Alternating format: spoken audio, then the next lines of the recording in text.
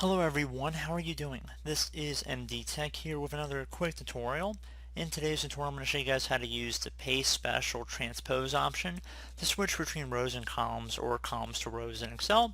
So this should hopefully be a pretty straightforward tutorial, and without further ado, let's jump right into it.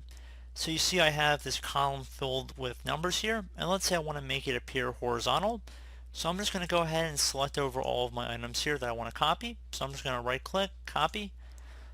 And now in order to transpose, we're going to right click on a blank area that we want to make it horizontal. And I'm going to right click, and then I'm going to left click on paste special. And then you want to check mark inside the box here that says transpose.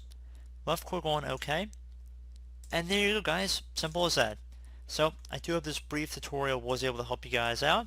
And as always, thank you for watching. And I look forward to catching you all in the next tutorial. Goodbye.